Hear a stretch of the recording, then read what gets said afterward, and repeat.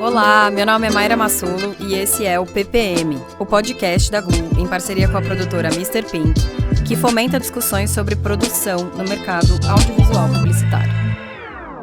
Então hoje estamos aqui com Sarina Dávila, produtora executiva da Hungry Man. Bem-vinda, Sá. Muito bom te receber aqui. Obrigada, para esse papo. Prazer estar aqui com você. Sim. Sempre começo perguntando um pouco da trajetória dos nossos convidados, porque eu tenho muito interesse em entender como que a pessoa chegou na produção, na publicidade, que às vezes, né, antigamente pelo menos tinha-se muita dificuldade de encontrar um estudo, né, quero estudar para produção, quero fazer isso. E queria que você contasse um pouquinho da sua trajetória, como você foi cair aqui. Massa. A minha primeira formação foi moda. Quando eu estava ali perto de concluir, né, a formação em moda, o bichinho da fotografia me picou. Adoro. Então eu fui estudar cinema. Eu sou do Rio de Janeiro, então eu estudei numa faculdade privada, né, no Rio de Janeiro, de cinema. Era uma época que não existia, né, o bacharelado em cinema, então era uma habilitação do curso de comunicação, né, ali dentro da Federal, Fluminense, da UF. E aí, nesse curso privado foi a primeira formação com bacharelado em cinema, então eu peguei essa transformação. Foi muito legal, porque tive a honra ali de ter aula de fotografia com Dibi Luft. Caramba! São com Mário Silva, né? Pessoas que estavam ali dentro do cinema novo, parceiros do Glauber Rocha. Então, tudo aquilo era muito sedutor. Mas, de fato, a fotografia foi o único departamento que eu nunca passei. Aí eu ia falar. Foi o motivo pelo qual Você foi? Eu fui, mas assim, eu passei por todos. Eu passei por som, eu passei por figurino, eu passei por maquiagem, eu passei por tudo, menos pela fotografia. Curioso isso. Enfim, filha de uma família classe média da Zona Norte do Rio de Janeiro. O meu primeiro trabalho, eu trabalhava para pagar minha faculdade, e o meu primeiro trabalho foi como recepcionista de uma produtora de publicidade. Eu não sei se eu posso falar o nome, na época era Film Planet. Claro que pode. Com a lendária Flávia Moraes, Griber, Karen, né, produtores que ainda estão no mercado, né. Então eu tive uma escola também muito boa.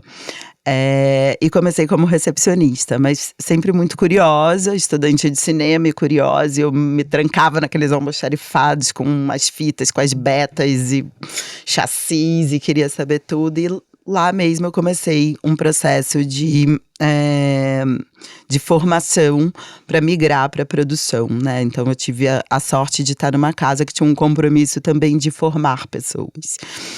Então eu passei pela coordenação, como assistente de coordenação, lá fiquei um tempo, vim para São Paulo, continuei produzindo em São Paulo como assistente de produção de set. Naquela época era, né, podia-se fumar no set, então você tinha que fechar a locação, era uma loucura, cata-se bituca, deixa tudo em ordem, era aquele auê. Mas você veio pra São Paulo ainda como Planet?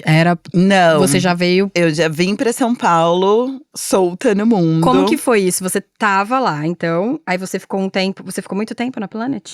Eu fiquei uns 3 anos na Planet. Legal. E aí você falou, quero mais. Casei. Vim para São Paulo e viemos experimentar São Paulo, né? O meu companheiro na época também era formado em cinema, a gente concluiu a faculdade e viemos para São Paulo. Massa. Então, aqui eu tive a oportunidade de conhecer produtores que também atuam no mercado, trabalham comigo até hoje, e que me deram uma primeira oportunidade de estágio em produção, né? E eu fui conhecendo as pessoas, conhecendo o mercado. É muito difícil chegar em São Paulo, né? É muito difícil. É muito difícil. Difícil. É muito difícil, mas ao mesmo tempo o mercado é aberto pra gente, que chega com disposição de trabalhar, sabe? Eu sinto que no Rio o mercado é mais hermético, é mais fechado. Né? Até pela escassez de trabalho também, né? Então, eu acho que São Paulo, pelo menos na época que eu cheguei, estava mais aberto a pessoas vindo de outros estados, né? Enfim, então passei por esse processo de produção. caí na assistência de direção e ali eu me encontrei. Fiquei atuando como assistente de direção por quase 20 anos, então tive a sorte de trabalhar aí com… Caramba! Não sabia disso. Boa parte dos diretores, né, que estão no mercado. Fiz bastante service na época, né, a Argentina estava operando muito no Brasil, bombando. E aí eu fiquei muito focada nessa coisa do service, das produções nos diretores argentinos. E foi uma escola maravilhosa, mas aí chega aquela hora que… E agora, né, porque no Brasil… o assistente de direção é visto como um estágio e não como uma profissão, né? Dali ele tem que ser alguma coisa, além de um assistente de direção. O que é uma loucura, né? Eu não tinha muito essa sensação, mas você falando realmente fica aparecendo mesmo, né? Não sei se pelo nome, assistente de direção, parecer que é uma coisa que você nunca tem uma formação, parece que você tá sempre… Mas, na verdade, é uma assistência, né? Exato. Tipo, esse cara precisa dessa pessoa, não faz nada mais que esse cara, esse projeto precisa, total, né? Total. Esse projeto precisa dessa função, dessa organização. Ou essa mina, né? Exatamente. Então, eu fiquei atuando por 20 anos como assistente. E aí, chegou esse momento daqui pra onde, né? Experimentei um pouco a direção. Não foi minha praia, cheguei a dirigir uns 4 ou 5 filmes publicitários e, de fato, não era o lugar que eu queria estar. E eu falei, por que não ir para um cargo executivo, né? E somar essa experiência de set com o meu olhar crítico, né, para o mercado. Então, eu venho, né, dessa base. E é muito legal, porque o legal, assim, eu trabalhei muito tempo em lugares, mudava de um lugar para o outro. E você era freela, basicamente, sua vida inteira. Exato. E como é essa vida de freelancer? É uma montanha-russa de emoções, né? Porque você foi do contrário, né? Você foi, tipo, do freela para uma coisa mais fixa. Exato. E deve ter sido um processo também, né? Foi um processo e acompanhado desse processo eu tive um processo pessoal também, né? E quando eu olhei para esse lugar daqui para onde, foi o momento que eu tava gestando a minha filha.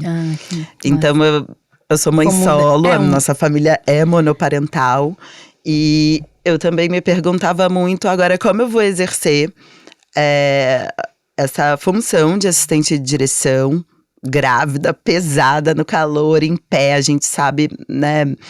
Por isso a intensidade, né? Tanto física quanto emocional de um assistente de direção, né? Então, eu fui buscando me encaixar num lugar com um pouco mais de estabilidade, que eu pudesse me resguardar um pouco mais fisicamente, né? Porque emocionalmente eu acho que todas as funções têm uma entrega num nível hard. Mas você achou que emocionalmente era menos pior? Ficar num ambiente executivo, sabe? Tipo um escritório. Você falou, não, vai ser legal. Eu acho que, assim, eu nunca tive essa ilusão, Até porque quando você tá num cargo executivo, você tá operando o negócio, né? Você tá cara a cara com o mercado. Então, dando a cara a tapa, né? Então, a tua maturidade emocional, ela precisa vir muito à frente do seu senso de justiça, às vezes, né? Então, exige muito… Vou anotar essa frase. Eu preciso dela todos os dias. Olha, eu acho que… Sua maturidade emocional precisa vir à frente do seu senso de justiça. Fim, acabamos, gente. Obrigado, eu acho que esse é o meu maior lema hoje em dia, porque eu aprendi na marra. Eu aprendi, né, quebrando a cara. Eu aprendi sendo julgada, porque o meu senso de justiça é algo que eu tenho muito latente em mim, né? Eu também. E num ambiente de trabalho, ele cabe como senso crítico, mas a gente tem que ter cuidado de como ele vai ser externado, né? Porque todo tipo de relação de trabalho, ela é sempre muito frágil, né? Ainda mais quando a gente está falando de uma relação comercial, de uma relação política, né? Então, eu acho que esse virou meu lema. Sou terapeuta, o telefone? Oi, queria mandar um beijo pra minha terapeuta, gente, obrigada. Então, quando você tava nesse momento, né, de... Bom, agora tô grávida, quero uma coisa um pouco mais tranquila, fisicamente. Você ficou fixa em um lugar. E é louco, né, Má? Porque imagina, né? E isso é uma outra gaveta, uma longa história, um outro episódio, né? Será? Aquelas. Dentro, né, de um mercado onde a presença masculina ainda é muito forte, né? Você ser uma executiva com senso de justiça. Com senso de justiça de uma outra geração entrando no mercado, grávida e do Rio de Janeiro. Então, assim, era o pacote que eu falava assim, gente, será que eu vou segurar essa barra? Uma gestação e uma administração de uma mudança, né? De um upgrade ali na minha carreira. Sim. E, enfim, mas eu fui pra cima, eu tava muito leoa, sabe? A gravidez me deixou muito leoa, assim, num sentimento de que eu podia tudo, né? De parir, de gerar, de fazer o que eu quisesse, assim, de parir o mundo. Então, esse momento, ao mesmo tempo que a sociedade ou o mercado poderia ter me enxergado de uma forma muito frágil, eu tava muito forte, né? E eu acho que com isso, como existe essa venda e eu sabia a fortaleza que eu tava, eu consegui ir driblando uns caminhos, né? E buscando esses espaços. Então, também tive a sorte de ser abraçada por casas, por pessoas muito legais. E pessoas que conheciam o meu trabalho como assistente de direção, a minha visão, né, questionadora, que era, né, tem os prós e os contras nisso, né? Então, eu também tive a sorte de ir sendo, ou a falta de sorte, né? De ir sendo lapidada, né? Por essas passagens. É louco, né? Porque tudo eu acho que tem o lado… e se fosse… E se não fosse uma mulher aqui ou fosse um homem? E aí ontem, antes de ontem, não lembro, eu fui impactada por uma frase que é: as mulheres são chamadas de narcisistas, as mães são chamadas de narcisistas quando elas simplesmente agem como os pais. Aí eu fiquei tipo assim… Oh! Não sei se é totalmente verdade, eu não era uma psicóloga falando. Mas é um ponto de vista também, né? É um ponto de vista. Que a gente não faz isso, a gente não vira… Óbvio, né? Tem o lance do pai ausente, a gente tá indo pra um outro lugar, assim. Mas só falando que o senso de justiça, acho que se aflora muito, principalmente na mulher quando a gente é mãe. Nesse lugar de… Cara, é isso, eu não sou frágil, eu sou forte, tô gerando uma vida, me respeita. Exato. Dá licença. Obrigada. E eu acho importante até, a gente, né, tem muitas pautas femininas e com várias intersecções, né, no mercado, as diretoras, as produtoras, e pouco se fala da mulher mãe, né, exato. no mercado, assim, essa presença, ela é muito suprimida ou, quiçá, até oprimida no mercado, né? Porque a gente passa por tanta coisa, né?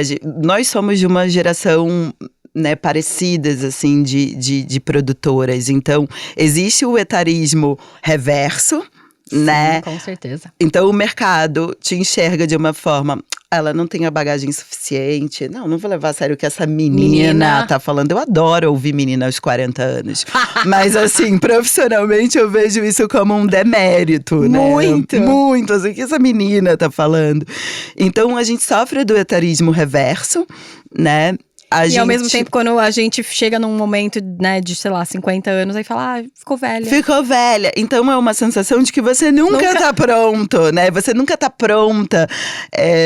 Enfim. E aí tem a situação das mulheres no meio, das mulheres mães, né? Dentro do mercado, que é pouco se fala da maternidade dentro do mercado, né? Isso tem que ficar quase no seu calabouço da vida, porque qualquer coisa pode deixar a tua relação de trabalho muito frágil. Então eu lembro numa situação, uma ocasião, eu voltei a trabalhar, minha filha tinha 2 meses. E eu amamentei ela até os 5 anos. Então, mentira! Então, veja bem, eu voltei com 2 meses, mas eu amamentei. Ela nunca teve nenhum bico artificial, chupeta, mamadeira. Então, ela ia com você? Não, eu tirava o leite, eu estocava o leite. Quando eu fazia produção fora de São Paulo. Bombinha, ou ela ia comigo. Eu tinha uma pessoa que, né, nossa, me acompanhava junto nas produções, então… A Laura, 2 meses, estava sentadinha nos cases no aeroporto, né? Vivendo tudo isso. E eu lembro de uma situação, de uma reunião. Era um filme de cerveja gigante, com um querido falecido quente ainda. E era uma mesa muito grande. A gente estava produzindo em 5 estados diferentes. E era um final de semana. E nesse dia… eu levei a Laura, né, pra reunião. E nessa eu conversando, eu abaixei assim a blusa e comecei a amamentar e continuei a reunião, né. E pra mim aquele movimento era tão natural, porque, né, o meu aleitamento era uma coisa tão bem resolvida e tão orgânica pra mim. E eu percebi os olhares confusos diante daquilo, sabe? O que tá acontecendo aqui, né? Existe uma reunião, tem um bebê, ela tá amamentando, e agora eu posso continuar olhando para ela, já que ela tá me dando as direções dessa reunião, ou agora eu olho para baixo porque ela tá amamentando. Então, enfim, é um microcosmo da sociedade. Que louco isso, né? Porque é verdade. Mas é como a maternidade, ela é suprimida mesmo dentro desse espaço, ou oprimida. Mas, Amanda, o seu primeiro lugar como fixa foi com quente? Não. Não, porque ela ainda era neném, pelo que você falou. Exato, a Laura era neném ainda. Porque o Quente já tinha produtora? Não. Essa é a minha dúvida. Não. Vou te dar a ordem cronológica, né, de como eu migrei, assim, pra produção executiva. A companhia de cinema era uma produtora que eu atuava muito como assistente de direção. Na época, o Jeff Keys e o Rodolfo Vani foram… as pessoas que me deram a primeira oportunidade de olhar e falar, não, a Sarina é uma excelente assistente de direção, mas eu queria muito vê-la se desenvolvendo numa ponta de negócio.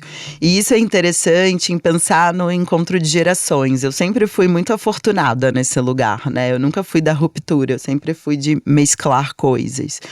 Então, ter a honra de trabalhar com 2 diretores renomados, ícones, né? O Rodolfo é um ícone da publicidade.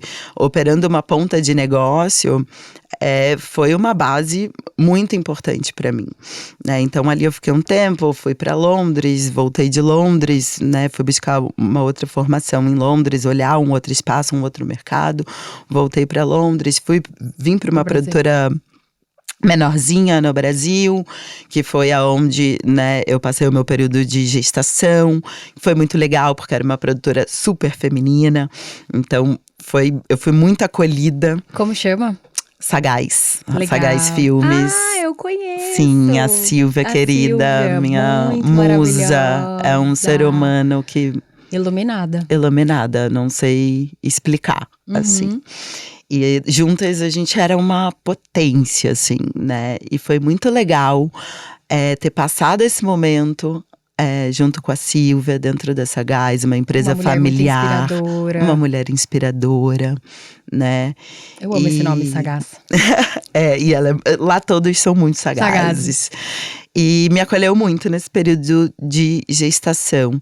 Depois eu senti que meu ciclo tinha se findado ali, né? E que eu buscava movimento. Ambição também, de querer aprender mais, estava querendo ou não, numa nova função. Exato. Né? Sei lá, quero agora fazer outro tipo de projeto. Porque é um pouco isso também, né? Cada produtora, às vezes muito pautada pelos diretores, tem perfis de projetos. Óbvio. E às vezes a gente faz sempre os mesmos tipos de projetos. Aí você fala, bom, agora eu quero trabalhar com animação, sei lá, sabe? Tem hora que você quer se desenvolver também como produtora exexecutiva em outras… Em outras frentes. Em outras claro. áreas. Bom, sou geminiana, Eu né? também! Então, é isso. Eu não paro, eu tô sempre experimentando. Então, grita o lado geminiano. A curiosidade é o que nos move. É o que nos move. Então, quando tá tudo calminho, ai não, agora vamos começar tudo de novo. Tá calmo demais. Tá calmo demais isso aqui. E aí foi quando eu fui trabalhar na Spray. Com a Chica, querida. Maravilhosa. Exato. Bem agora ela não tá aqui. Bem agora ela não tá aqui. Com a Chica, querida. A Chica era a produtora executiva da Spray na época. E a Chica me convidou para atuar como line producer, né? Que é uma função super específica, com pouca formação no Brasil, mas que quando você olha para pessoas que passaram pela assistência de direção e estão olhando para a executiva, você consegue se encaixar. Muito sentido faz mesmo. sentido, né? Dentro de uma trajetória. Então, atuei lá como line producer. Depois eu tive, né, um crescimento dentro da Spray. E você atuava na publicidade? Atuava na publicidade. Que a Spray também fazia bastante entretenimento. Fazia entretenimento, canais, ainda faz. Acho que até a publicidade da Spray, eu não sei se continua ou se foi se acabou. Porque eu lembro que na época a Spray era uma proposta de produtora muito disruptiva, assim. É isso. Era bem disruptivo, porque como ela vinha do entretenimento, como ela vinha dessa produção, né, de conteúdos como longas ou séries e tudo mais, tinha essa expertise, eu tinha muita curiosidade, assim, de falar como é o dia a dia. O dia a dia dessa produtora, né, que vem do movimento oposto, na publicidade. Mas enfim, a Spray na época ela me trazia muito a modernidade, uma coisa, sabe? O branded estava sendo muito falado. Era uma época que o digital começou a despontar porque o YouTube nasceu. E aí era uma grande coisa que você falava, gente, aí o que vai ser? Era muito legal mesmo, assim, esse ecossistema, né? Porque o entretenimento, ele acabava ficando um pouco mais apartado. Mas a integração do digital com a publicidade, eu vi aquilo nascer diante dos meus olhos, eu tava ali, né? Então, quando tudo aconteceu, eu tava nessa vanguarda. E foi muito legal, foi uma mega bagagem. E, claro, uma produtora que vinha, né? Eu não sei nem se eu posso chamar de produtora, era um ecossistema, né? Então, era um ecossistema muito disruptivo. E aí, quando a Chica também foi alçar outros voos, eu tive o prazer de assumir a cadeira da Chica. E aí foi quando, de fato, né, eu me torno executiva de uma produtora renomada, vanguarda no mercado. E, como uma boa geminiana, a primeira coisa que eu fiz foi… Estou arrependida, zoeira. Line-up de talentos novos. Não abaixa o nome de diretor. São talentos, ninguém faz uma coisa só, ninguém tem um talento só. E não tem mesmo. E não tem mesmo, porque, né, tem backgrounds da sua vida que você não expõe ele diretamente, mas ele faz parte da tua construção profissional, né? Então, essa minha procura pelo ser humano foi me fazendo juntar um time que na época era um dos times mais desejados do mercado, que era a Nixon, era a Camila Cornelsen, era o Urso Morto, era o Quente, era o Fábio Hacker, o querido alemão, enfim. Todos esses talentos que você fala, cara, modernos, super disruptivos também, uma galera muito na contramão de tudo, né? Tudo, e intraformatos, porque casava com o formato da Spray na época. Parabéns. E foi assim que eu comecei. Depois eu passei pela My Mama. Eu também. Também. Mas, obviamente, foi antes de você. Foi muito legal. Era Your Mama ainda. Eu passei pela My Mama bem na transição de Your Mama pra My Mama. Minha passagem foi rápida na My Mama, Porque assim que eu entrei, vieram diretores remanescentes desse projeto da Spray comigo, para até então Your Mama. Eu estava junto com a Mayra, né, nesse processo de Your Mama para My Mama, então foi muito legal. Eu costumo dizer que toda vez que tem mudança, tem novidade, o meu nome tá no meio. Amo. Não sei por quê. Vamos fazer um negócio novo aqui? Ai, que tal a Sarina? Então eu tive a honra de trabalhar também com essa mulher inspiradora. A Mayra é muito inspiradora. A Mayra, a Gabi, né? Essas irmãs Awad são demais. São. E estourou a pandemia e eu desisti do audiovisual. Eu falei, eu vou embora. Chega. Peguei minha filha, peguei minhas coisas e fui morar na Praia do Rosa. Abri um restaurante no meio da pandemia. A louca que abre um restaurante. Não, mas é real? Tipo. É real. Mas você ficou quanto tempo na. A My Mama eu fiquei exato 1 ano. E aí estourou a pandemia e você pegou um pouco da pandemia. Eu peguei. Da loucura ali. Peguei. E aí você falou, também não vai dar, não. Foi meiado o meu tempo na My Mama. Foram 6 meses estruturando junto com as irmãs Awad. Sem a pandemia. Agora eu vou chamá-las de irmãs Awad. Não é bom. É muito bom. É porque é um jeito de referenciar as duas queridas de uma vez só. E 6 meses durante a pandemia. E aquilo cara, a pandemia foi enlouquecedor. Né? A gente já num mercado que estava sensível, tentando apontar para outros lugares, e de repente veio a pandemia, deu uma cegueira, assim, né? E eu fui fazer outra coisa da vida. Ainda mais nesse lugar que você tava assim, de uma reestruturação, novidade, vamos fazer. Foi um banho de água fria. Foi tipo, não vai não. Senta aqui um pouco.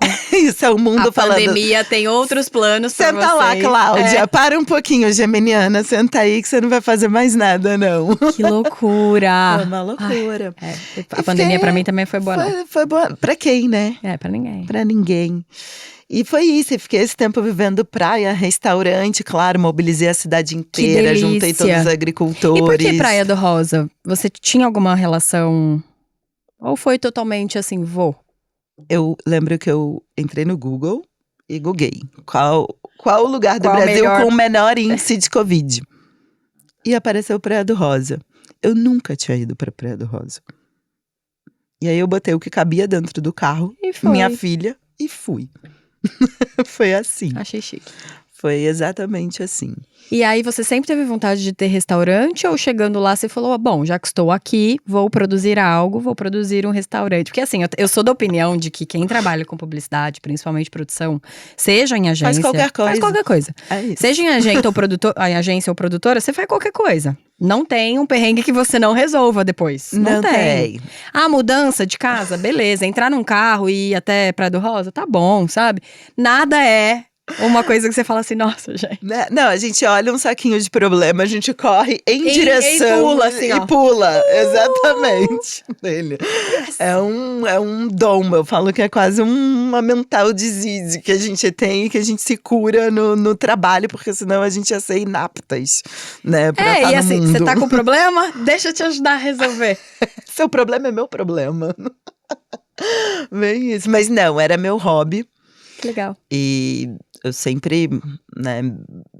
Gostou de cozinhar, receber. Uhum. Muito ali pela coisa do alimentar. E eu acho o alimentar um ato político, emocional, assim, muito forte, sabe? E foi isso. E de repente surge na minha vida o estúdio da Play 9. Né, que é o estúdio de conteúdo você lá, do Felipe tendo seu Neto. restaurante, você ficou lá 3 anos. Eu fiquei lá 3 anos, no meu primeiro ano de restaurante. Eu lembro que eu conversando com a Tato Bono. Quero comer na sua casa, hein? Você me convida? Vamos combinar. O que eu quero agora é ir lá. Vamos, super. Eu quero um restaurante, velho. E aí eu lembro que numa conversa com a Tato Bono, ela falou que é outra mulher também… Muito inspiradora. Inspiradora, uma mulher de uma fortaleza, de uma inteligência, uma sagacidade, assim, muito grande. E ela virou pra mim e falou, Sá, Eu tô fazendo um movimento assim, assim, assado. Foi quando ela saiu da Macan, né? E teve esse convite da Play 9, e me contou e falou: e cadê você? Eu falei: eu tô na Praia do Rosa, eu saí do audiovisual, abri um restaurante, eu tô ótima. Ela falou: não, você tá voltando pro audiovisual, Sá. Eu falei: como assim, Tata? Ela: não, você tá voltando. Você começa a segunda. Vamos fazer isso comigo? Vai, vamos fazer isso juntas. E aí eu falei: O putz. seu problema é o meu problema.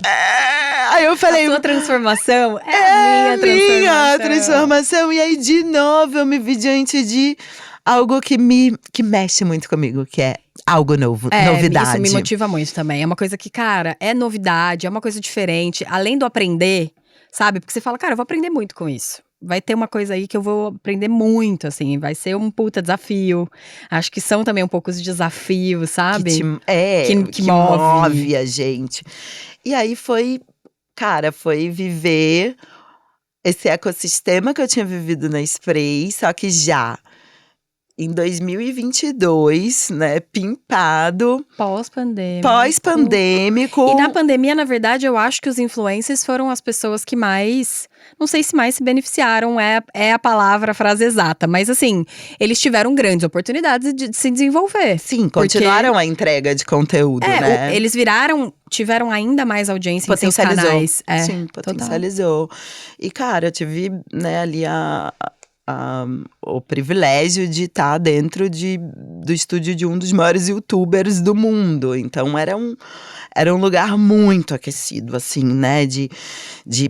Agora eu me sentia a tia, né? Eu olhava pra Tato e falava: meu, sobrou gente. Porque a idade média era 24 anos, né? Porque é uma galera que consome, que respira o ambiente digital, que pra gente é a segunda tela. Esquece, pra eles é o que é. É o que é, não tem essa de segunda tela. Então foi muito legal viver também isso. E são produções quase todo dia, né? Era uma média de entrega de 300 vídeos por mês, assim. É entrega always on, né? Então… e um always on… Cara, isso muito me intriga, assim, me interessa. Porque é todo dia uma gravação, ou todo dia um conteúdo, né? E eu fico… O que mais me intriga, na realidade, não é nem a produção em si e tal, porque a gente entende que são outros formatos, dinâmicas, também exigências. Mas como que a pessoa é muito talentosa pra falar todo dia alguma coisa, né? É a comunicação, assim, são comunicadores. O jeito de se comunicar, exato. Tipo, você fala, cara, todo dia você entra aqui e você vai ver uma coisa muito massa. Você não vai entrar aqui e falar… Hoje não tava legal, não. Não, tem sempre uma coisa, um conteúdo, uma coisa massa, estão ali, estão falando, e a pessoa em si já é uma pessoa interessante, total, que você quer acompanhar, que você quer ver o que essa pessoa tá falando, né, a opinião que ela tem, o que ela tá lendo, o que ela tá fazendo, mas é muito louco, Haja assunto, né? Haja assunto, eu falo assim, nossa. Haja assunto. Não é pra mim, eu acho. E isso que foi muito legal, ter vivido nesse espaço, né, ter convivido com isso. Acredito. Eu lembro que quando eu entrei, eu não tinha conta no TikTok, sabe? Eu falei, gente, eu vou ter que abrir uma conta no TikTok. Eu lembro das festas, que eu era a única tirando foto com o celular assim, na horizontal. E daí a galera vinha, Sarina, denunciando a idade, viu? Eu falei, verdade, vira.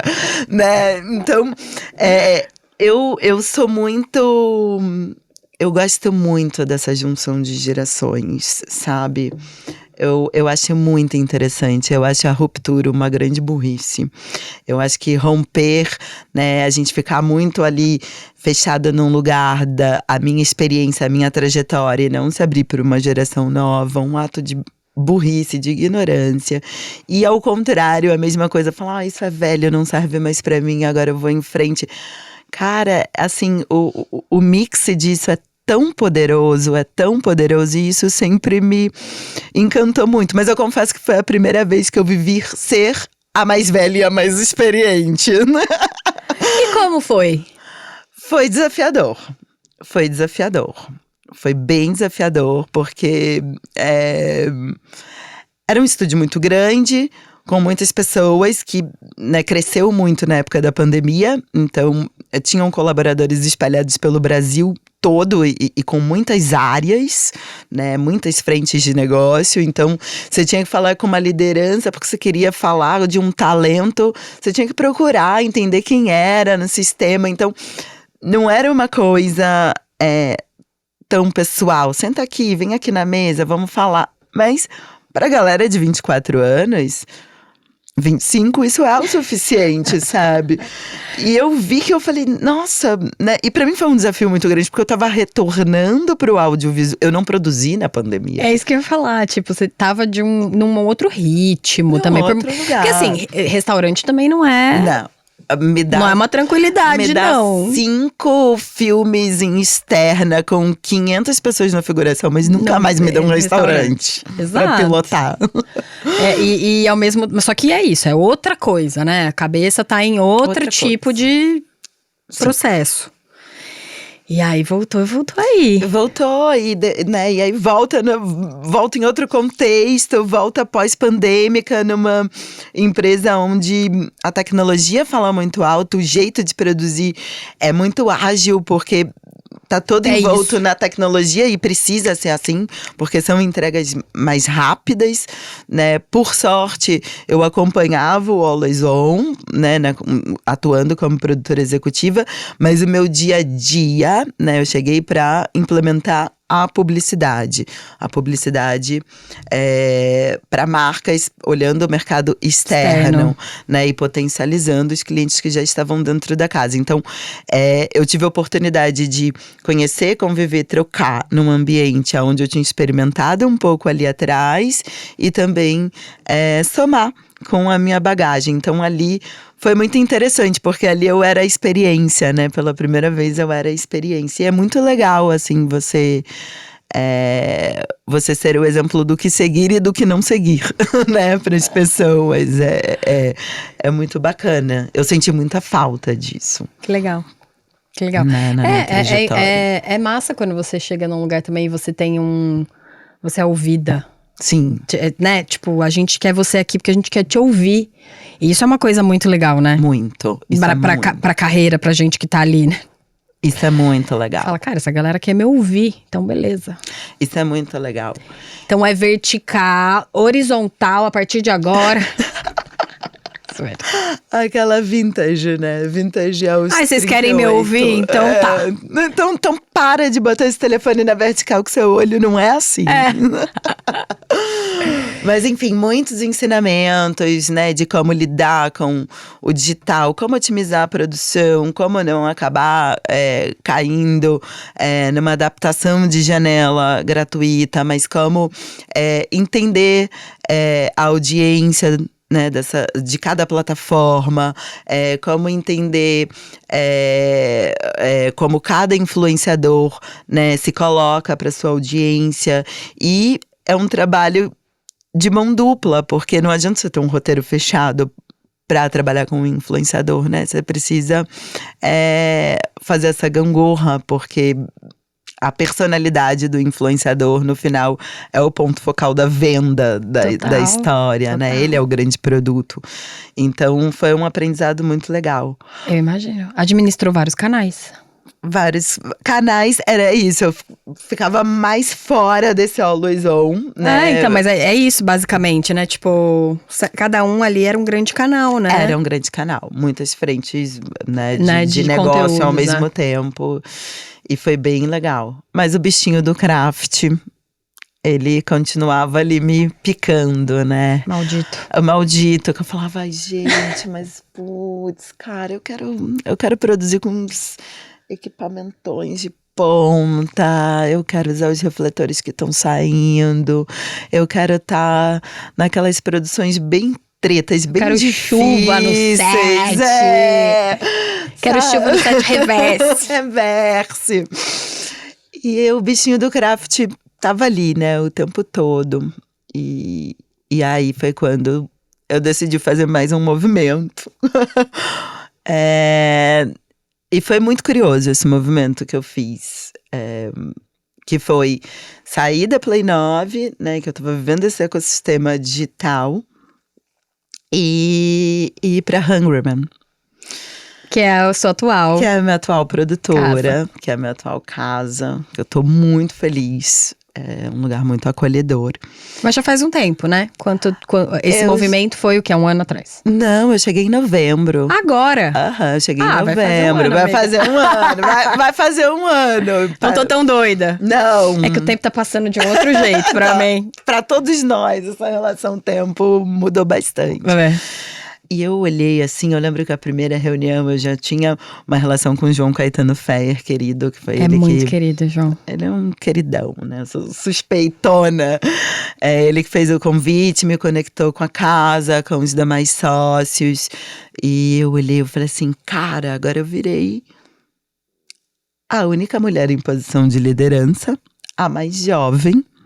Tô eu aqui numa produtora masculina, com pessoas experientes, todas 50 mais, muito convictas de suas certezas. Assim era a minha leitura antes de conhecê-los, né? A primeira…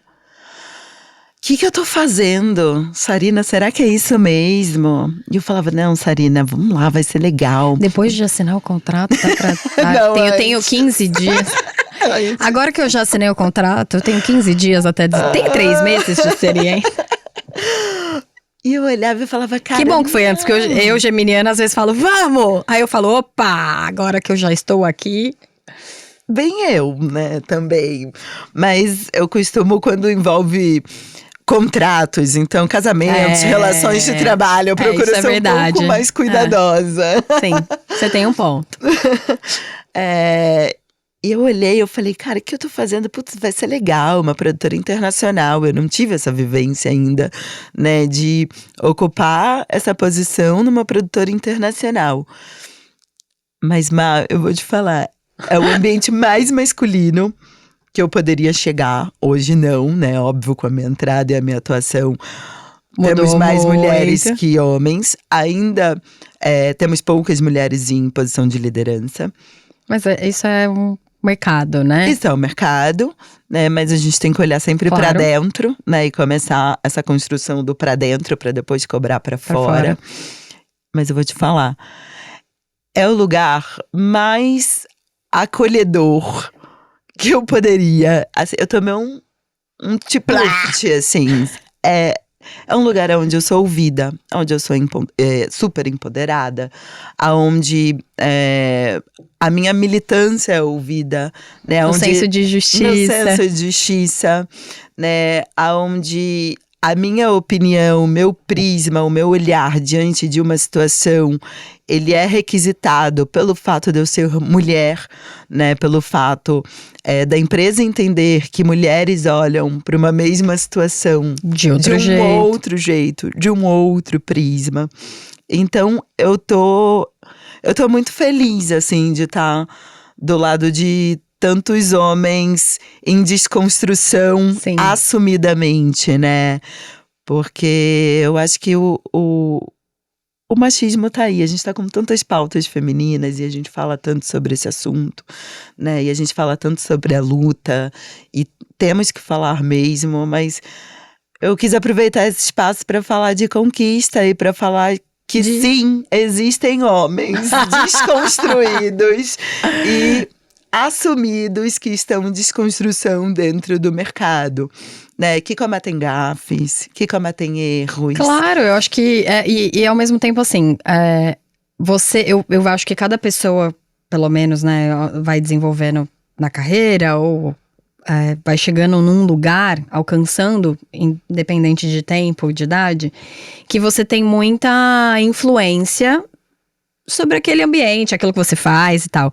E às vezes você precisa saber usar isso a favor do novo. Total. Então eu olho muito essa sua mudança e tudo que você tá fazendo na Hungry e a galera que te acolheu neste lugar. Os caras falam, bom, a gente tá num lugar de poder abrir espaço pra uma mulher vir aqui e fazer isso, sabe? E é importante, assim… querendo ou não, do lugar onde eles estão, que é tão quentinho, né, que foi por anos tão… Se não vem de uma liderança masculina, principalmente, né, de cima, infelizmente, a maioria… Sim. são homens, é muito difícil construir, né, esse espaço. A mulher acaba realmente não conseguindo, ou não sobrevivendo em alguns ambientes que são muito masculinos, né? É difícil, é bem duro. É difícil, é super duro. Então é muito legal ouvir você falar, desculpa te interromper, é muito legal ouvir você falando isso, porque é verdade, assim, né? É uma produtora que era majoritariamente masculina e que eles falaram, cara, não dá mais pra ser assim. E não foi ninguém que falou, eles falaram, cara, não dá. Não dá. Muito não homem cabe. aqui. Muito homem, muito uma visão só, partindo de um mesmo lugar. Então, mas eu acho, por isso que de novo eu volto no ponto da não ruptura, né? Além de eu ser a única mulher numa posição de liderança, eu sou a única mulher mais jovem em posição de liderança. E eu acho que esse arranjo, né, da experiência, de uma trajetória, né, mais experiente que a minha, porque tem mais anos, né? Isso não tem, Isso não se tem, apaga. não se apaga. Muitas vezes eu falo com as meninas da equipe que, tipo, cara, é experiência, isso aí não tem como… É repertório. Te entregar aqui, ó, pega isso aqui, é seu agora. Exato. Que é isso, você precisa viver, vai lá, faz uma, faz duas, quebra a cara, erra, aprende, vai lá de novo, no dia seguinte levanta, aí é só viver. É repertório de vida, não tem… Então, por isso, de novo, eu volto nesse ponto, né, da gente não romper e da gente mesclar as visões, né, da gente não conservar uma determinada… Uma visão com um determinado recorte de tempo e espaço. Exato, porque na minha época, porque era assim, porque era… Ou, isso aqui não serve, porque agora é assim, porque daqui em diante é assim, porque isso tá velho. Então eu acho isso, assim, muito… É muito bobo, né? Não tem outra palavra além de bobo. Então, eu acho que essa efervescência, ela valida muita coisa. Ela valida, inclusive, os meus próximos passos para experimentação. Porque tem uma retaguarda, né? Então, agora eu tô me permitindo, depois de viver uma experiência onde eu era retaguarda, agora eu tô me permitindo viver uma experiência onde eu tenho a retaguarda, ela é masculina, mas ainda assim eu não sinto nenhum desconforto por essa retaguarda ser masculina. Então tem uma dicotomia muito grande com o que a gente observa do mundo, né? Majoritariamente do mercado, né? Então, eu gosto. Me tornei tudo que eu mais temia, aquelas… Exato. Me tornei tudo que eu mais temia. Tem um amparo ali. Mas eu achei muito chique que quando você foi pra lá, saiu nas Shots, saiu em todos os internacionais. Eu falei, gente, a próxima vez eu quero ser anunciada assim. Mas é porque tem o lado da produtora ser muito internacional. E eu acho que isso foi muito massa. E eu queria te perguntar um pouco sobre isso. Suas experiências em produções, porque ainda se faz muita coisa internacional na Hungry, né? E queria porque de toda que você tá contando da sua trajetória, é o primeiro lugar internacional que você trabalha, não? Comecei na Film Planet, né? Mas eu não tinha… Digo, atuando como executiva, é o primeiro lugar que eu atuo. Tendo essas relações. Essa expansão e essas relações. E é curioso, né? Porque assim que eu cheguei, todo ano tem o Summit Global da Hungryman.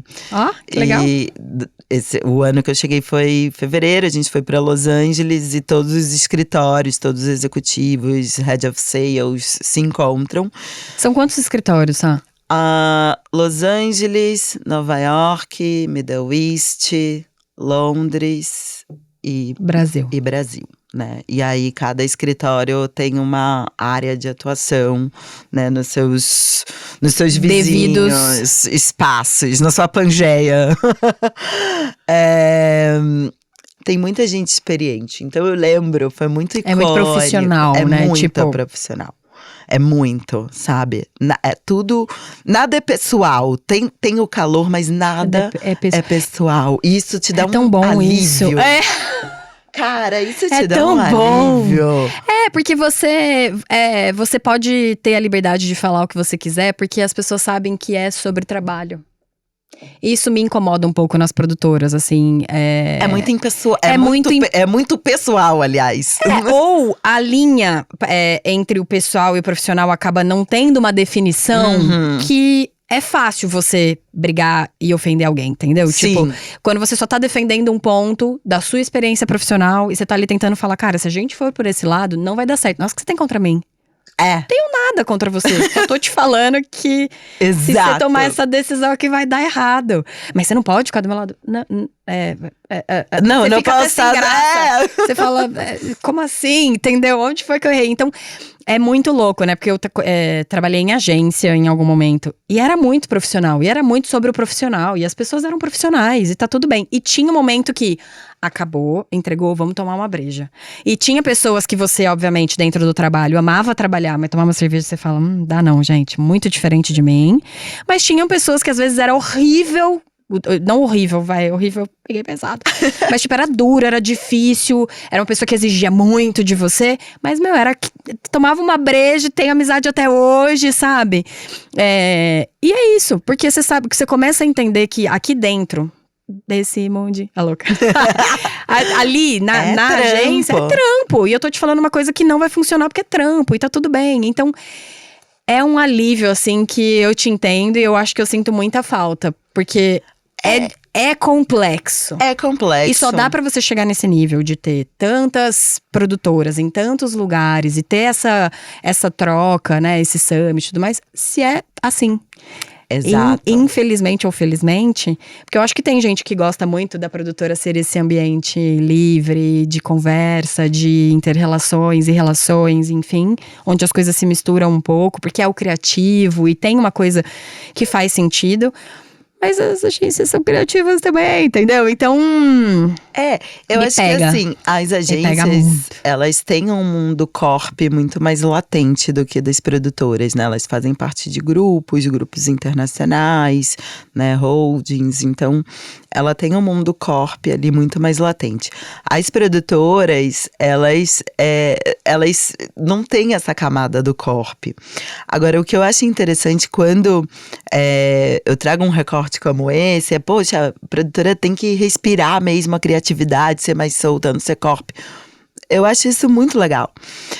Mas quando você tem processo para as coisas deixam de ser pessoal para serem também processuais, né? E te livra de algumas camadas de indisposição interpessoal.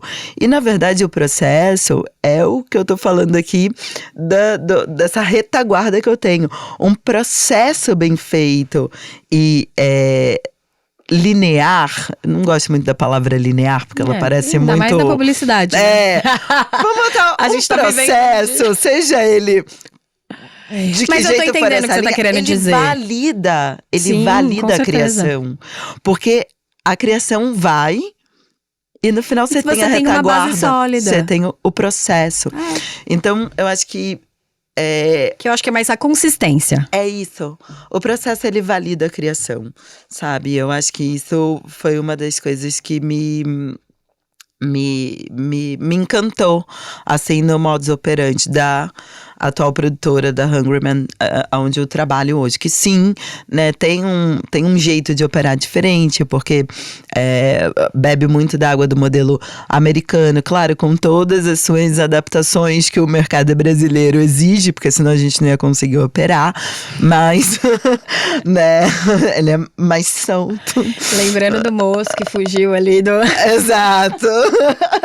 A gente tava falando antes. Mas tem que ter esse buraco aí. Tem que ter esse buraco no céu. Mas você chegou a fazer algum processo green? Como que é? Agora curiosidades.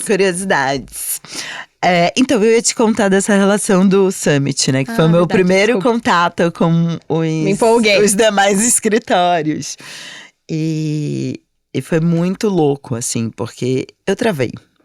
a hora que eu cheguei no Summit. Era uma mesa, né, gigantesca, com todos os executivos, né, do escritório de Los Angeles, a galera super indie, Hollywood, né, poucas mulheres até então. E eu acho que teve uma revolução global nesse aspecto, né, falando da empresa em si. E aí, entro eu, né, sendo apresentada como a nova executiva do Brasil, claramente a única latina, né? Porque as poucas mulheres que tinham 2 metros de altura, cabelo loiro e olho claro. Nascidas e crescidas lá. Nascidas e crescidas lá. Todas tinham a língua mãe inglês, porque escritório em Londres, Nova York. O único escritório que não tem a língua mãe inglesa é o do Brasil. E a dinâmica desse summit é um pitching de diretores, né? Cada escritório é bem interessante. Cada escritório escolhe um time de diretores para ir para essas reuniões e cada diretor tem 15 minutos para apresentar o portfólio e o trabalho dele para todos os executivos e head of sales daquela mesa, né? E aí, os executivos e os sales vão conectando o trabalho e a linguagem daquele diretor ao mercado de atuação deles, né? De onde eles estão, né? E impulsionam a visibilidade e a venda, né? Desse talento dentro do seu território. E eu olhava e falava assim, cara, o Brian Buckley tá fazendo um pitching pra mim. Eu desacreditava naquilo, né? E eu travei, mano. Brian, surprise me. Exatamente, Brian, surprise me, please. E foi muito louco. Eu imagino. Foi muito louco. O primeiro dia, eu buguei. Eu não falei, eu entrei muda, eu saí calada, assim. Foi um terror. Não, e muito diferente de tudo que você já viveu, né? Até hoje. Muito. Mas ali foi interessante porque eu tive a dimensão de onde eu tava, né? E enfim, foi um bom começo, assim, que deu logo aquela bugada. Entrou em novembro, dia 15 de novembro, tava no Summit, falou, vem aqui, senta aqui. Veio a responsabilidade também, né, grande da cadeira que eu tava ocupando. E foi isso. E aí foi uma questão de voltar a chegar e começar a de novo, não ruptura, não é mudança, porque mudança é ruptura, mas a trazer esse frescor, a misturar gerações, a misturar bagagens, a misturar experiências, né? E eu acho que é esse momento que a gente tá agora dentro da Hungry. Muito legal, muito legal. É foda te ouvir falando, porque por mais que seja um desafio, uma grande responsabilidade, é muito inspirador, né? É muito. Essa troca, tá num ambiente em que você tá tendo um contato com uma outra cultura também, né? Ou até esse processo que você diz, né? Qual é a frase? Que o processo permite o criativo. Eu dizer que o processo valida a criação. Valida a criação. Né? Porque é um pouco isso, assim, ó. Isso que vocês fizeram, né, nessa mesa e falar um pouco. Cara, é muito surreal, né? E não tem como fazer isso acontecer se não tiver um processo, uma organização. E ao mesmo tempo tava todo mundo ali validando a criação, o criativo, e como trocar isso, como trazer isso pra cá. Isso é muito foda, assim, muito foda. Isso é muito legal, e eu acho que essa cultura, eu lembro que eu trabalhei uma vez com uma pessoa que falou assim pra mim, Sá, uma empresa fale não é quando o dinheiro da empresa acaba. Uma empresa fale quando a cultura dela acaba se ruindo. E aquilo ficou assim, no bloquinho de notas pra mim, né? Eu que tô sempre envolvida em coisa nova, né? E aí, se você chega nessa ânsia do frescor, da coisa nova, e não observa antes de trazer o novo, você corre um risco muito grande de estar ajudando a destruir a cultura daquele lugar, daquela empresa que você veio para somar, né? Então, eu acho que essa coisa de observar antes, né, de começar a mexer de fato nas coisas, primeiro que eu acho respeitoso, né, é no mínimo respeitoso, você não chega na casa de ninguém abrindo geladeira, né, então no mínimo calma, respira, olha, entende, tenta entender qual é a cultura daquele lugar. Então voltando para a frase do processo que valida a criação, eu acho que isso está tão impregnado na cultura, que tá dentro do institucional e tá dentro dos nossos processos, né? A gente recentemente produziu um filme, uma campanha que vai sair em breve. Te dando aqui aquela spoiler. Podemos falar? Alerta, spoiler. Quando sair esse podcast, a gente já vai ter a campanha no ar? Já. Então pode falar. Por isso que eu posso falar. A gente produziu recentemente uma campanha, né, para IP, que é um cliente, né, no segmento de produtos de limpeza grande, tradicional, né, na forma de se comunicar. E aí eu tive a surpresa de quando eu cheguei na Hungryman, já estava aprovado um projeto gigantesco de IP com o João Caetano, onde o João Caetano emplacou um conceito de clean appeal. Eu achei aquilo maravilhoso e muito disruptivo, que ele se inspirou no Appetite Appeal pra pegar todos aqueles demos, que era tudo 3D, lembra? Tudo filmado, de perto, com referência de Manteiga Lu Park. E a gente apelidou isso de Clean Appeal. Adoro! Clean Appeal. Virou um conceito dentro da marca, né? E foi muito legal essa campanha. Então, é uma relação, né? Eu vou citar esse exemplo para voltar no processo e na criação de novo, né? Então, um cliente que já atua há muitos anos com o João. Então, é um processo de confiança, um projeto de comunhão, né? Um processo onde ambas as partes vão construindo e buscando, tendo ambições lado a lado, juntos, né? Então, a gente passou por esse processo, eu peguei o finalzinho desse processo, e aí, quando acaba esse processo no fim do ano passado, começa-se a falar da próxima campanha. Eu falei, uau, gente. É uma campanha global, é isso? É uma campanha grande. É uma campanha giga, eu vou chegar nela. Eu falei, cara, como é que pode? A gente tá terminando a campanha anual, estamos entregando, e a gente já está falando da campanha do ano que vem, né? Marca, agência e João Caetano. Então você vê como é importante esse processo de confiança durante um processo delicado. Enfim, aí a coisa expandiu, o processo de criação expandiu.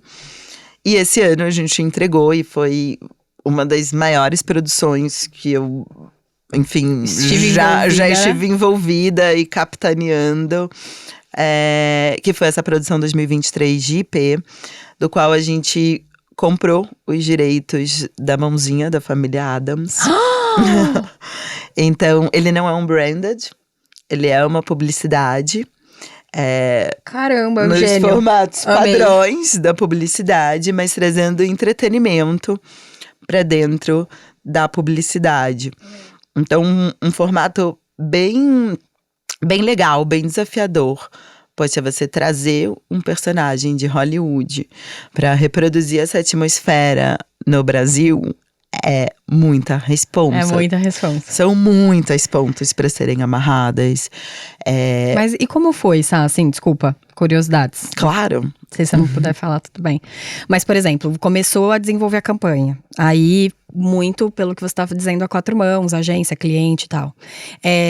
Aí, o processo, ele acaba sendo, pelo que eu tô entendendo, muito diferente, assim, porque tem uma liberdade de proposta, tem uma liberdade de a produtora trazer coisas, eu imagino até cinematograficamente falando, né, de ângulos, câmeras e tudo mais. E aí, quanto tempo desenvolvendo? A gente ficou 6 meses em processo até o projeto ser aprovado, tá?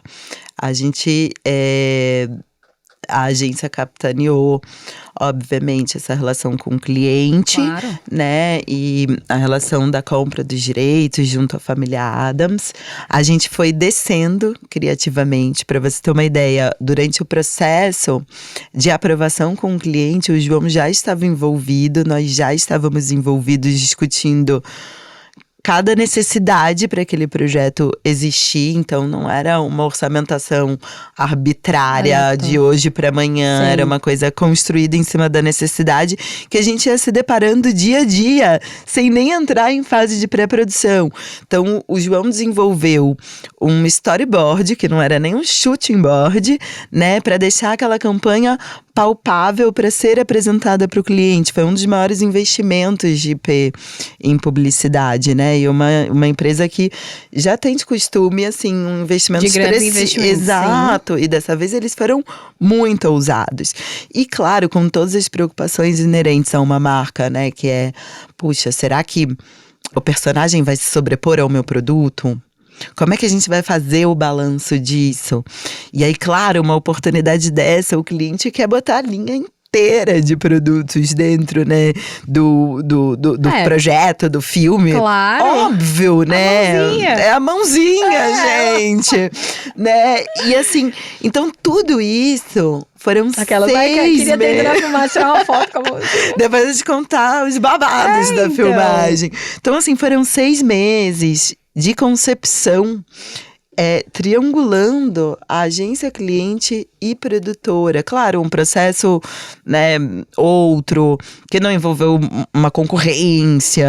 Não, é que é muito legal de isso. construção. Você não escuta muito processos assim. Não. E acho que isso tem que… Eu sempre falo isso, assim, tem que vir, né, de cima sempre. Tem que vir a conversa… Infelizmente ou felizmente, tem que vir de cima. E é um cliente que está muito aberto a isso. Então, proporciona com que a agência também consiga propor, trazer a produtora para perto e ter todo mundo ali fazendo. E eu acho isso muito massa de ouvir, porque hoje em dia… as produções, e ainda mais de grandes investimentos, é quase como você não pode errar. Se você vai fazer um grande investimento, se você vai trazer um personagem de Hollywood, uma produção desse tamanho, é quase assim, cara, a gente tem que ter muita certeza do que a gente tá fazendo aqui. E não pode errar mesmo. Não pode errar mesmo. E aí, às vezes acaba ficando muito entre o cliente e a agência, essa conversa, que na hora que chega pra produtora, ela acaba tendo só que executar uma coisa que muitas vezes é onde dá todo o pepino, né? Porque a agência já tá com muito na cabeça o que o cliente quer, ou o que tá sendo pensado. E aí, a produtora quer trazer uma coisa, às vezes, nova. E fala, pô, pensei numa coisa, o que daí? Fala, não, deu ruim. Aí fica todo mundo meio frustrado. Aí fica aquela bateção de cabeça, enfim. Dizendo isso porque… que outros clientes se inspirem também de abrir mais essas conversas, sabe? Isso, Má. Eu acho que eu tô abrindo isso também pra dizer o quanto… as produtoras, né? O quanto a gente olha para o nosso line-up de talentos, porque não é uma prestação de serviço, de execução. A gente está falando de propriedade intelectual. Total. Né? Então, quando dão 2 dias para trazer um orçamento, um tratamento, isso está sendo ferido. E assim, de novo, nada pessoal, é trampo. Mas o projeto não se beneficia disso. Então, é claro, um processo como esse é um luxo. Não é o dia a dia da produtora, né? Sabemos, não Infelizmente. vou… Infelizmente, poderia ser o dia a dia do mercado, Exato. Mas não é, né? Mas olha o quanto um projeto como esse se beneficia de um prazo para concepção, envolvendo a produtora desde o início, uma visão de direção. Até porque, Má, imagina a quantidade de pós. É isso que eu falar. Que esse projeto não teve, tá? Porque você tem a mãozinha… Foram mais 6 meses, brincadeira. Não, mas foi por aí, tá? Foi assim, você tem a mãozinha limpando, você tem a casa suja, né, primeiro, né, dentro do mood da família Adams, e que a gente tinha… A publicidade hoje em dia… Questão de arte. E esse é o cuidado, porque a publicidade hoje em dia, ela é uma obra aberta. Então você produz uma obra, coloca no ar… A comunidade, imagina a fanbase da família Adams, Imagina o cuidado que não tem que ter quando você vai reproduzir esse universo dentro de uma campanha. Nossa, total. Né? Então, é uma obra aberta a publicidade hoje em dia. Você tem interferência do público diretamente. A gente tem cases recentes que geraram 1000 polêmicas, né? Então a gente tem que ter muito cuidado e muita responsabilidade. E as marcas precisam se atentar a isso. Porque às vezes sai pela culatra ali o tiro certeiro, né?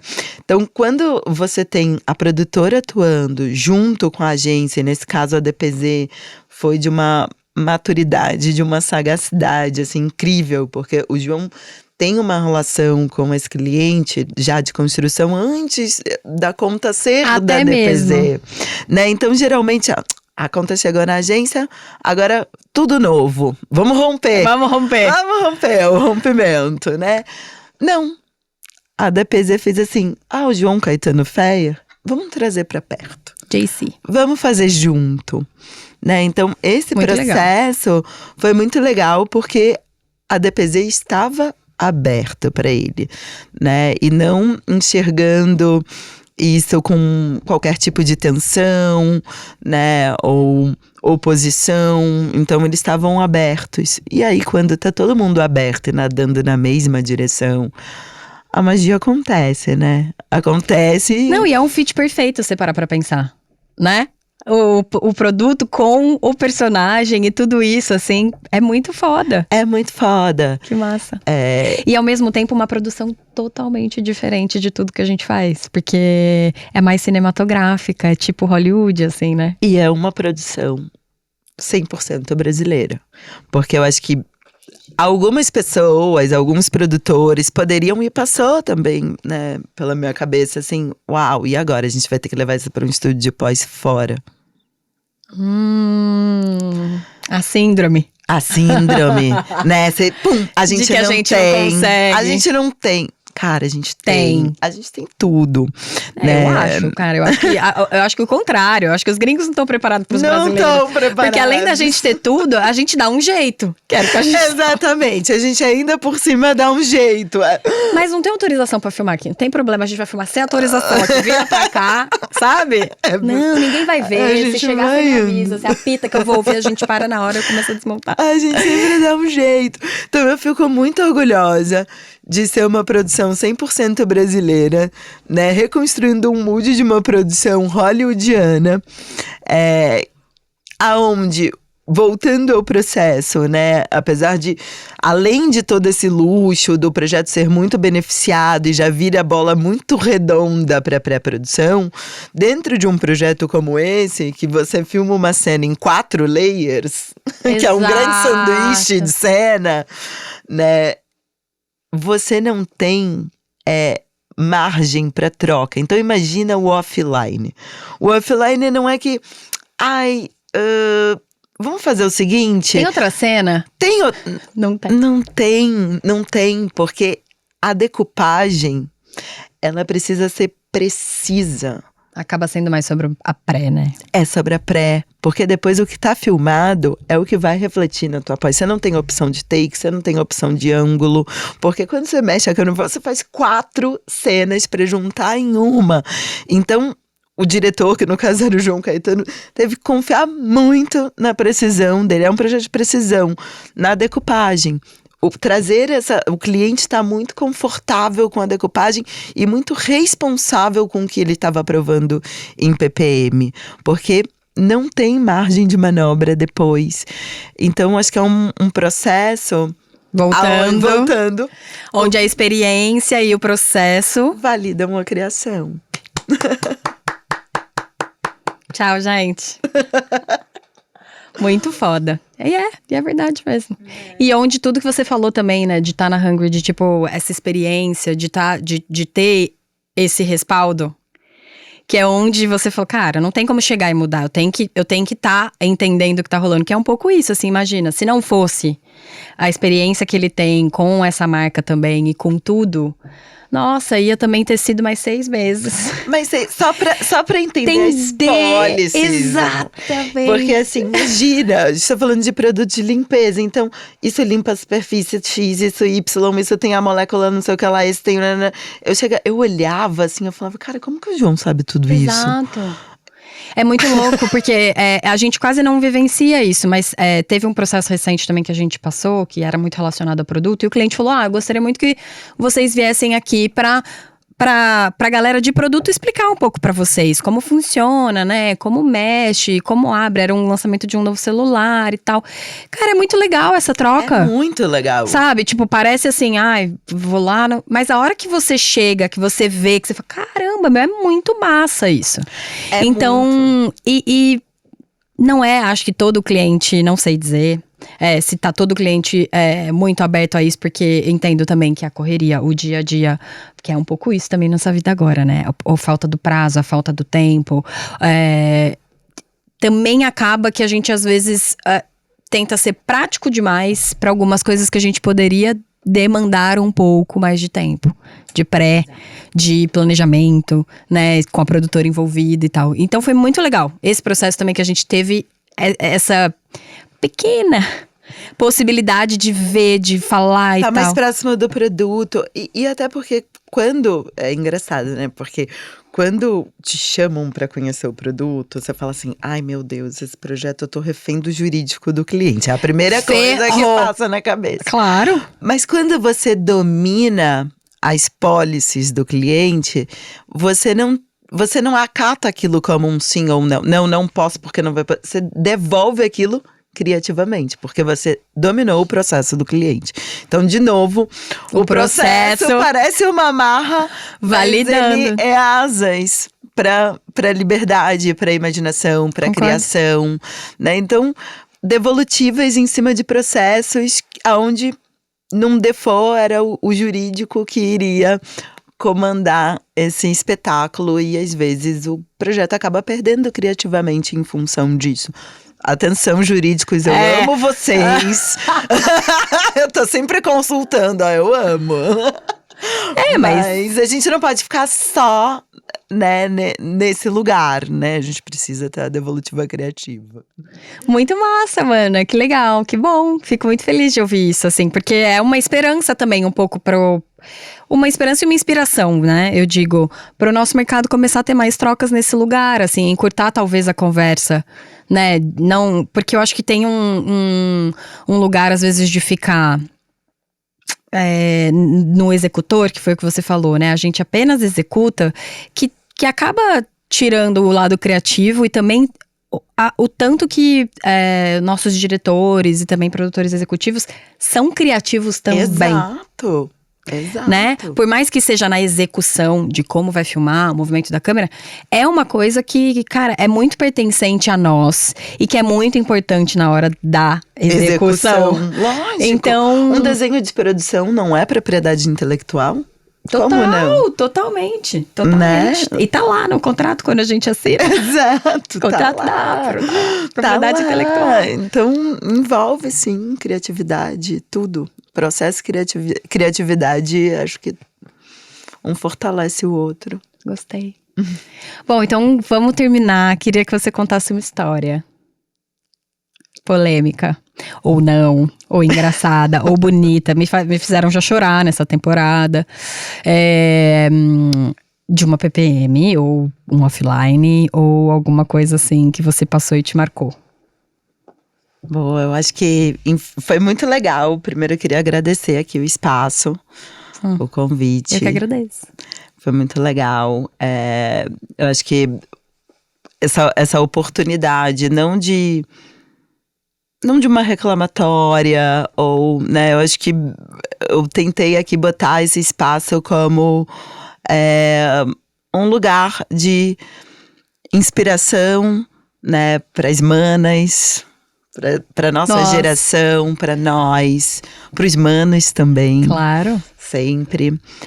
Acho que para nossa classe, para outra geração que vem, né? Porque a gente teve muito essa ausência de lideranças nas quais a gente poderia se inspirar.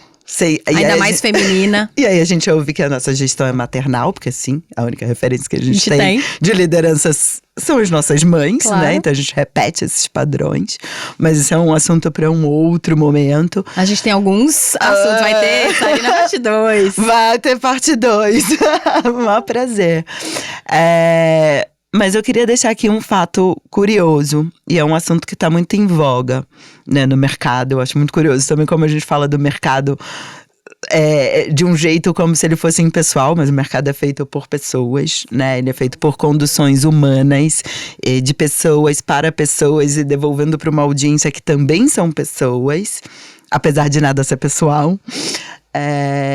Mas a gente está com uma pauta em voga, que é a concorrência envolvendo diversidade, né? E na prática pode parecer algo muito bonito.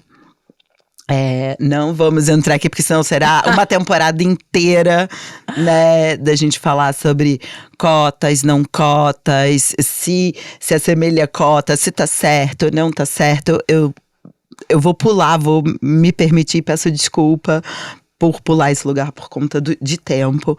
Mas eu acho que a condução desse tipo de concorrência, ela precisa ser revista, tá?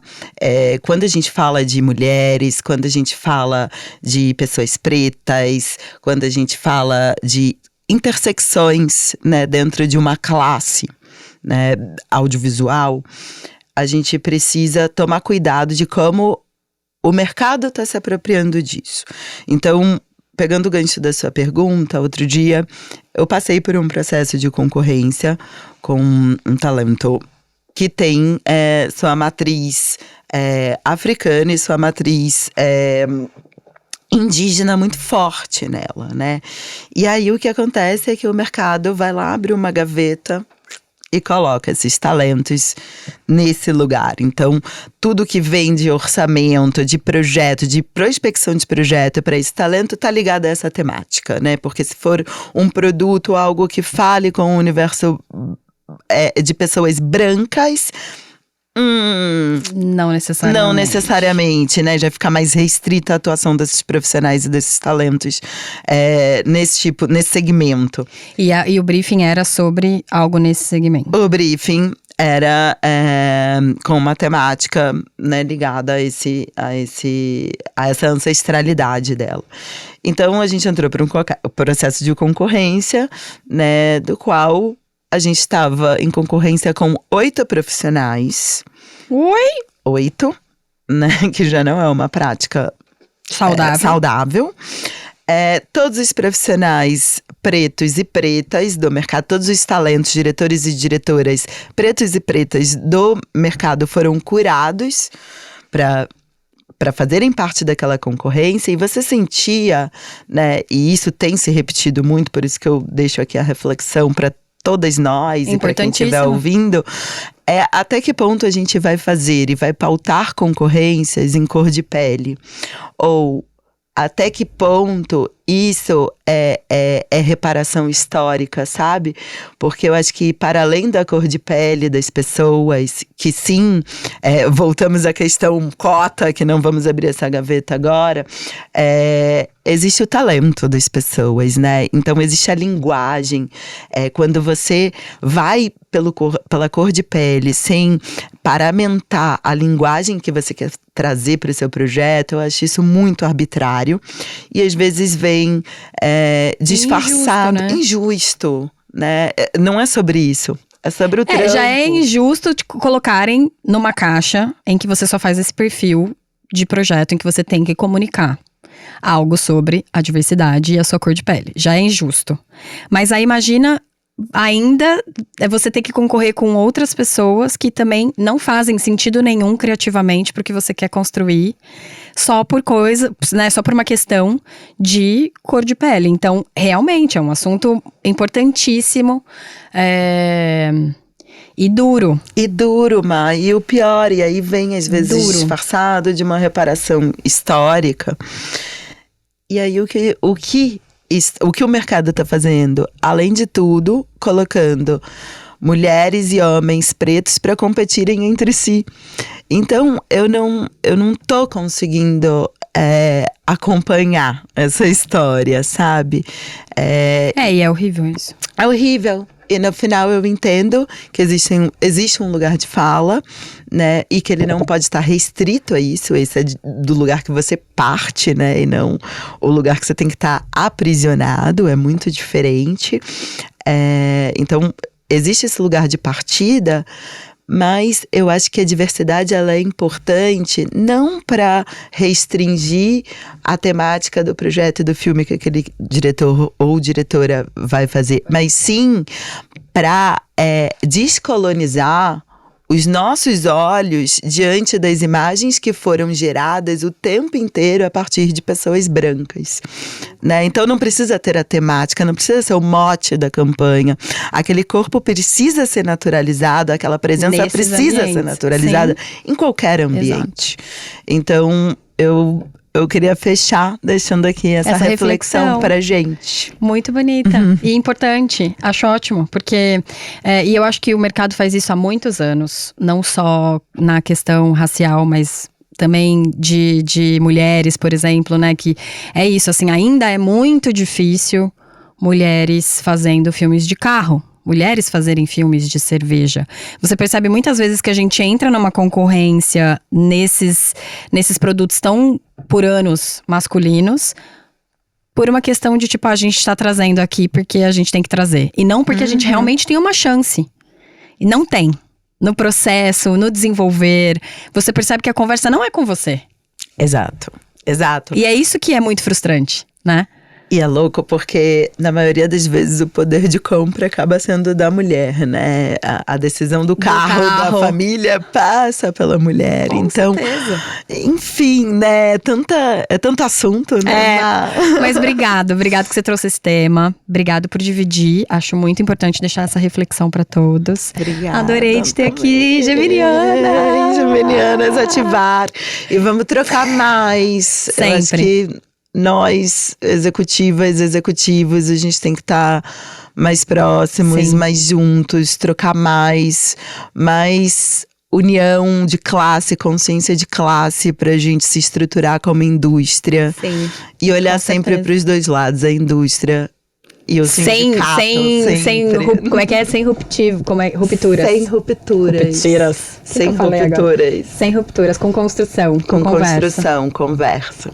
Obrigada, Mana. Sarina, gente. Esse podcast foi uma produção da Glu em parceria com a Mr. Pink. E tem produção executiva da Guta Lima e Mayra Massulo, coordenação de projeto da Lígia Cardoso, Ana Cordeiro e Ana Ocampos, vídeo Leonardo Ramires, edição, finalização do podcast vídeo Vitor Santos.